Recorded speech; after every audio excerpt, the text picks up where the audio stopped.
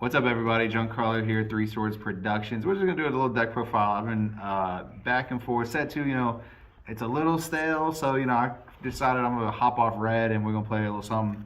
I was able to take down two different locals with this. Go ahead, Will. You can fuck that. It's the Doflamingo. Shout out to Mo from Arlington, dude I met, kind of inspired me to play Doflamingo. I talked to him a little. He got top 16 at Arlington, and I really enjoyed watching him play. So shout out to Mo, bro, because he kind of inspired me to play Doffy. So we'll get into it.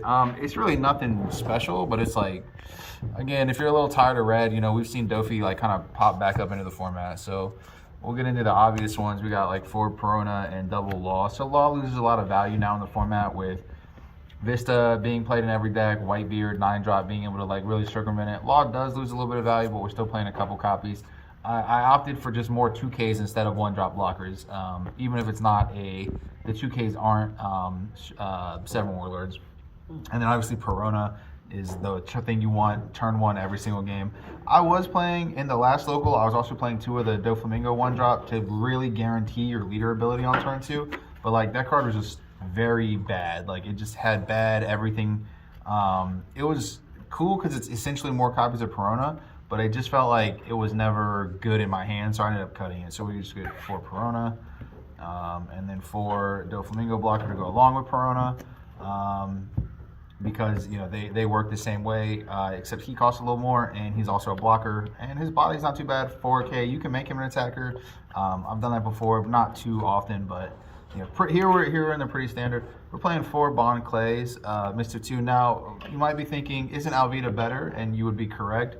But Mr. 2 is the GOAT, and I'm just here at locals. I want to play the GOAT in my deck, so I'm going to play Mr. 2. He's a 2K.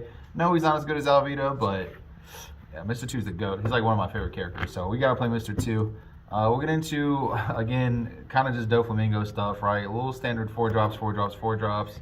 Nothing new. You get to the Djembe promo, that's cool. I picked these up in Arlington, this card is really good against red because it creates a body that they kind of have to deal with. This attacks their cards really well. And even if you only end up snapping a 1-drop off of this, it's still good because that's a 1-drop they could buff with Makino, Magura, Zora Leader. So he helps you clear. These guys, obviously, this is your 2K. Gekomori is a huge value. And Jitboa is like pretty mid now. She's just really slow, but at the same time, like when you do get a Boa loop going, it still feels like just as good as it did in set 1. And of course, these are all of our Warlords here. And then we play Big Body Vanilla and the Robot package. So this is from set 2. This was actually one of the best ones. Like this is really the one you want on turn 2 every time, because a lot of the times if you just get a 5K, your opponent just swings their leader into it. But this dude's a little harder for your opponent to swing into, unless they're Whitebeard, right?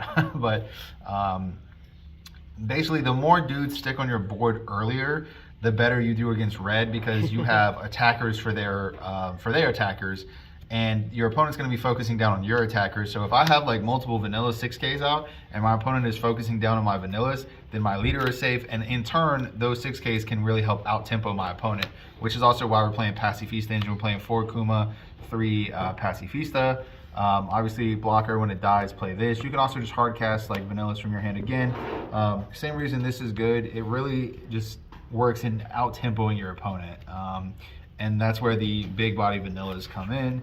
And we have our boss monsters. We're doing 2 and 3 split. I feel like I kind of went really back and forth on this constantly in set 1. I never knew what the right ratio was. This ratio just feels good right now.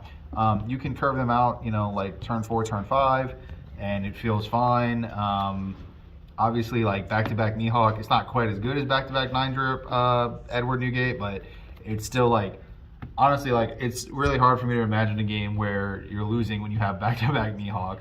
Actually today, my opponent played 3 9-drop Whitebeard on me, and I still won the game. It was crazy because before he got his 9-drops, I was able to get a Doffy into, I was able to play Doffy, and then I was able to play Mihawk. So I kept his board clear, and then turn after turn, he just kept slamming his 9-drops, and I was able to still pressure his life, and still like maintain board presence because of my big boss monsters.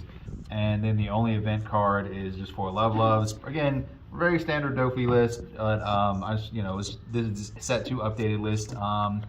Love Love is still good. It helps you curve really well with your leader ability. The math on being a 2K count, a 2-cost counter just works out really well with all your 4-drops.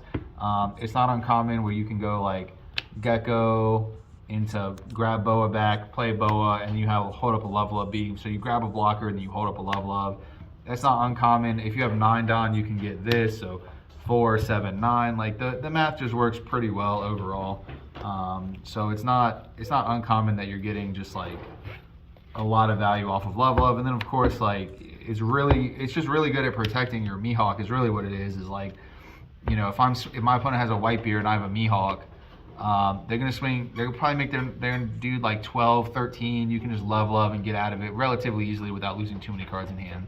So super strong card. But yeah, that's set 2 Doflamingo. Really nothing spicy. But you know, it's a really cool deck. It's been testing very well against red. I know we're moving into a new format. I say soon, really we still have a whole damn month before set 3 comes out, but we're moving into a newer format relatively soon, so people aren't like super excited about set 2. But you know, as I got burned out on red, I wanted to play something else. And again, shout out to Mo for inspiring me to play Doflamingo. Everyone, thank you for watching. We'll have more content. Like, comment, subscribe. If you have any ideas about the deck, feel free to comment them. And you know, hopefully I can make it better for you know, some more tournaments coming up soon. Everyone, thank you for watching. Have a good one.